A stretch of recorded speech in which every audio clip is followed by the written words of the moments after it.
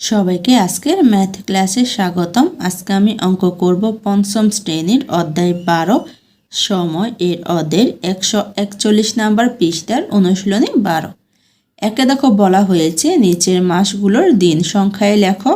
একে দেওয়া হয়েছে শ্রাবণ, 2 ভাদ্র, 3 অগ্রহায়ণ, 4 চৈত্র, 5 এপ্রিল, 6 জুলাই, 7 আগস্ট, 8 ডিসেম্বর। তাহলে এখন আমরা কি করব, এই মাসগুলোর দিনের সংখ্যা লিখে নিব। এক দিয়ে আমি লিখে ফেলেছি শ্রাবণ মাসে দিনের সংখ্যা 31, ভাদ্র মাসে দিনের সংখ্যা 31, অগ্রহায়ণ মাসে দিনের সংখ্যা 30, চৈত্র মাসে দিনের সংখ্যা 30, এপ্রিল মাসে দিনের সংখ্যা 30, জুলাই মাসে দিনের সংখ্যা 31, আগস্ট মাসে দিনের সংখ্যা 31, ডিসেম্বর মাসে দিনের সংখ্যা 31। তাহলে আমার একের উত্তর লেখা শেষ। 2-এ বলা হয়েছে ক্যালেন্ডার সম্পর্কিত নিচের প্রশ্নগুলোর উত্তর দাও। একে দেওয়া হয়েছে 25শে বৈশাখ এর 20 দিন পরের তারিখটি কি। 2-এ দেওয়া হয়েছে 25শে জুন এর 49 দিন পরের তারিখটি কি। 3-এ দেওয়া হয়েছে যদি 3টা মে মঙ্গলবার হয় তবে 31 মে কী বার। 4-এ দেওয়া হয়েছে যদি 1 অক্টোবর শনিবার হয় তবে 31 অক্টোবর কী বার। তাহলে এখন আমি ক্যালেন্ডার অনুযায়ী এই প্রশ্নগুলোর উত্তর লিখে ফেলব। 2 দিয়ে আমি লিখে ফেলেছি 1 25শে বৈশাখ এর 20 দিন পরের তারিখটি হচ্ছে 14ই জ্যৈষ্ঠ। 2 দিয়ে লিখে ফেলেছি 25শে জুন এর 49 দিন পরের তারিখটি হচ্ছে 13ই আগস্ট। 3 দিয়ে লিখে ফেলেছি যদি 3টা মে মঙ্গলবার হয় তবে 31 মে মঙ্গলবার হবে। 4 দিয়ে লিখে ফেলেছি যদি 1 অক্টোবর শনিবার হয় তবে 31 অক্টোবর সোমবার। তাহলে 2-এর উত্তর লেখা শেষ। যদি আমার ক্লাসটা ভালো লেগে থাকে একটা সাবস্ক্রাইব করে দিও, ধন্যবাদ। 3-এ বলা হয়েছে নিচের সালগুলোর ফেব্রুয়ারি মাস কত দিনে ছিল। 1-এ দেওয়া হয়েছে 1200, 2-এ দেওয়া হয়েছে 1692, 3-এ দেওয়া হয়েছে 2010। তাহলে এখন আমরা কি করব, এই সংখ্যাগুলো ভাগ দেব। যদি আমার ভাগ করার ফলে ভাগশেষ না থাকে তাহলে ওই সালটি আমার কি হবে, অধিবর্ষ। আর যদি ভাগ করার ফলে আমার ভাগফল থেকে যায় তাহলে কি হবে, অধিবর্ষ হবে না। এখন আমি দেখব যে আমি কত দিয়ে ভাগ দিব। দেখো যদি কোনো সংখ্যার একক দশক স্থানে যদি শূন্য থাকে তাহলে ওই সংখ্যাকে 400 দিয়ে ভাগ করতে হয়। তাহলে আমি 1200কে 400 দিয়ে ভাগ দিব। আর এখানে 2 নম্বরে দেখো আমার কিন্তু শূন্য দেওয়া নেই। যদি শূন্য দেওয়া না থাকে তাহলে 4 দিয়ে ভাগ করতে হয়। এখানে শেষে আমার একটা শূন্য দেওয়া আছে, কিন্তু বলা হয়েছিল যে একক আর দশক করে শূন্য থাকলে মানে 2টা শূন্য থাকলে 400 দিয়ে ভাগ দিব। যেহেতু এখানে আমার একটা শূন্য তাহলে এটাকে আমি 4 দিয়ে ভাগ করে দিব। এখন আমি 3টা সংখ্যা ভাগ করে দেখব যে আমার অধিবর্ষ হয় কিনা। তারপর আমি অধিবর্ষ অনুযায়ী লিখে নিব যে এই সালগুলোতে ফেব্রুয়ারি মাস কত দিনে ছিল। 3-এর 1 দিয়ে আমি লিখে ফেলেছি 400 ভাগ 1200। তাহলে এখন কি করব, আমি 400 দিয়ে 1200কে ভাগ করব। দেখো 400 এখানে 3টা সংখ্যা, যদি আমি এখানে 3টা সংখ্যা নিয়ে আমার কত হয় 120। 120 400 থেকে ছোট যায় না, তাহলে আমি সবগুলো সংখ্যা নিয়ে নিব। নিলে আমার কত হয় 1200 হয়। এখন আমি দেখব 400 আমার 1200-এর মধ্যে কয়বার যায়। 400কে প্রথমে আমি 2 দিয়ে গুণ দিব। 2 এর শূন্য শূন্য, 2 এর শূন্য শূন্য, 4 দুগুণে কত 8। এখন আমি 400কে 3 দিয়ে গুণ দিব।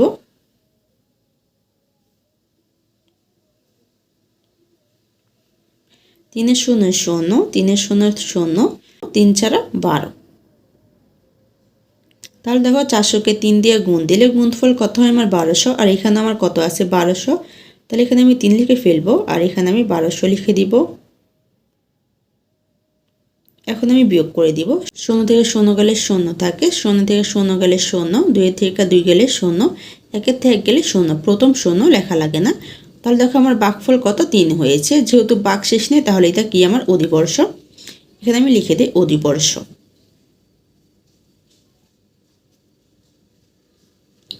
যদি আমার কোনো সালে অধিবর্ষ হয় তাহলে ওই সাল আমার ফেব্রুয়ারি মাস কত দিনে হয় 29 দিন।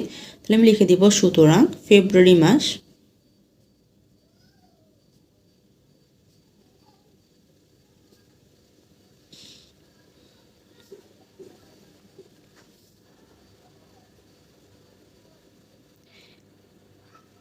অধিবর্ষের কারণে ফেব্রুয়ারি মাস 29 হবে, আর যদি অধিবর্ষ না হয় ফেব্রুয়ারি মাস আমার 28 দিনেই থেকে যাবে। একের উত্তর লেখা শেষ। 2 দিয়ে আমি লিখে ফেলেছি 4 ভাগ 1692। এখন আমি কি করব, 4 দিয়ে 1692কে ভাগ করব। তাহলে দেখো 4 এখানে আমার একটা সংখ্যা, যদি আমি এখানে একটা সংখ্যা নেই তাহলে 1 হয়। 1 আমার 4-এর মধ্যে যায় না, কারণ হচ্ছে ছোট।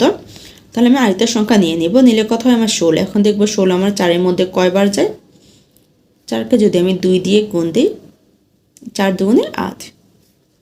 4কে এখন আমি 4 দিয়ে গুণ দিব, 4 4 কত 16। তাহলে দেখো 4কে 4 দিয়ে গুণ দিলে আমার কত হয় 16। তাহলে এখানে হবে আমার 4 আর এখানে হবে আমার 16। বিয়োগ দিব, 6 থেকে 0 গেলে 0 থাকে, 1 থেকে গেলে থাকে 0। প্রথম 0 লেখা লাগে না, কারণ প্রথম 0-এর দাম নেই। তাহলে দেখো 0 আমার 4-এর মধ্যে যায় না। তাহলে কি করব, আমি এখান থেকে 9 নামিয়ে ফেলবো। এখন আমি দেখব 4 আমার 9-এর মধ্যে কয়বার যায়। দেখো 4কে 2 দিয়ে গুণ দিয়েছে, কত হয়েছে আমার 8। এখন যদি 4কে আমি 3 দিয়ে গুণ দিই, 3 4 কত 12। তাহলে দেখো 4কে 3 দিয়ে গুণ দিলে গুণফল কত 12, 9 থেকে বেশি। তাহলে আমি 2 দিয়ে গুণ দিয়ে 8 লিখে ফেলবো। তাহলে এখানে হবে কত আমার 2 আর এখানে হবে আমার 8। এখন আমি বিয়োগ দিয়ে দিব, 9 থেকে 8 গেলে থাকে 1। 0 আছে, 0 লেখা লাগে না, কারণ প্রথম 0 দাম নেই। 1 আমার কত 4 থেকে কম। তাহলে এখন কি করব, আমি এখানে 2 আছে, 2 নামিয়ে ফেলবো। কত হয় আমার 12। এখন আমি দেখব 4 আমার 12-এর মধ্যে কয়বার যায়। দেখো এখানে 4কে 3 দিয়ে গুণ দিলে কত হয় 12। তাহলে এখানে আমি কি করব, 3 লিখে দিব আর এখানে আমি 12 লিখে দিব। এখন আমি বিয়োগ দিব, 2 থেকে 2 গেলে থাকে 0, 1 থেকে 1 গেলে থাকে 0। প্রথম 0 লেখা লাগে না, কারণ প্রথম 0-এর দাম নেই। তাহলে আমার ভাগফল কত হয়েছে 423। আর এখানে কিন্তু আমার ভাগশেষ নেই, যেহেতু আমার ভাগশেষ নেই তাহলে এটা হচ্ছে কি আমার অধিবর্ষ। আমি এখানে লিখে দিব অধিবর্ষ। যদি আমার ক্লাসটা ভালো লেগে থাকে একটা সাবস্ক্রাইব করে দিও, ধন্যবাদ। তাহলে দেখো অধিবর্ষ, অধিবর্ষ হলে ফেব্রুয়ারি মাসে আমার কত দিনে হয় 29 দিন। তাহলে এখানে আমি লিখে দিব সুতরাং ফেব্রুয়ারি মাস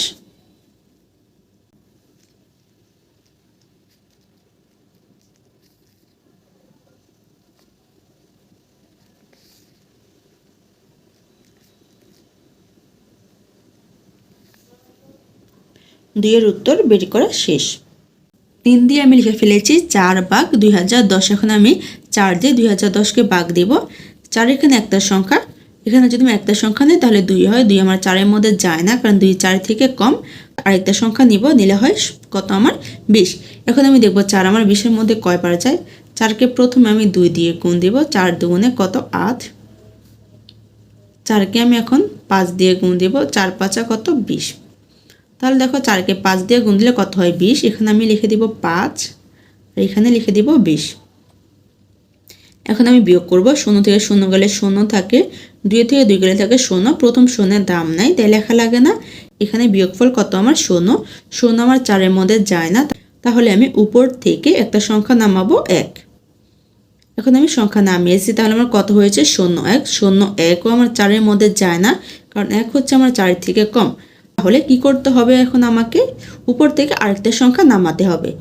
যখন আমার উপর থেকে একটা সংখ্যা নামিয়েছি, আবার পুনরায় আরেকটা সংখ্যা নামাতে চাইবো, মানে আমি যদি উপর থেকে 2টা সংখ্যা নামাতে চাই, তখন আমার শেষে যে সংখ্যা নামাবো সেই সংখ্যার জন্য উপরে একটা 0 দিতে হবে।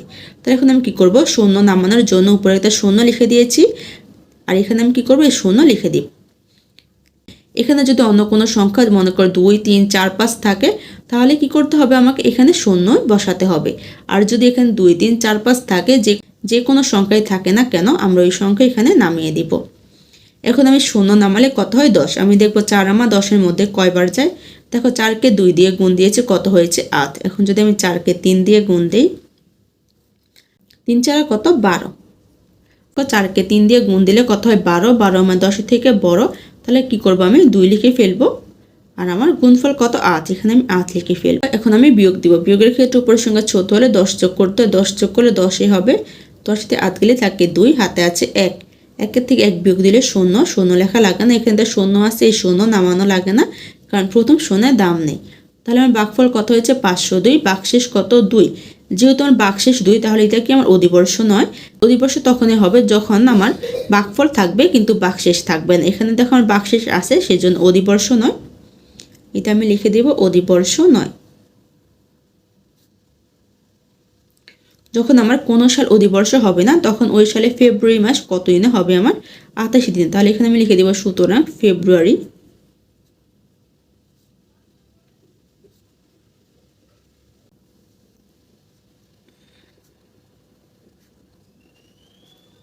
আমি লিখে ফেলেছি ফেব্রুয়ারি মাস 28 দিন। 3-এর উত্তর বের করা শেষ।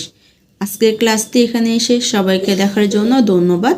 যদি আমার ক্লাসটা ভালো লেগে থাকে একটা সাবস্ক্রাইব করে দিও। ধন্যবাদ।